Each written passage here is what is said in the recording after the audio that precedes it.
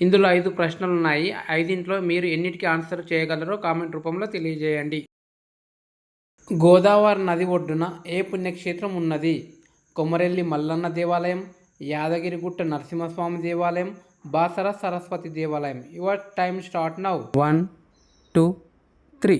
Right answer is Basara Saraswati దేవాలయం. రెండవ ప్రశ్న, మహాత్మా గాంధీ విశ్వవిద్యాలయం ఎక్కడ కలదు? Nalgonda, Warangal, Karimnagar. Your time start now. 1, 2, 3. Right answer is Nalgonda.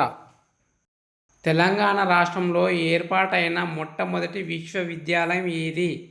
Telangana విశ్వవిద్యాలయం, ఉస్మానియా విశ్వవిద్యాలయం, పాలమూరు విశ్వవిద్యాలయం.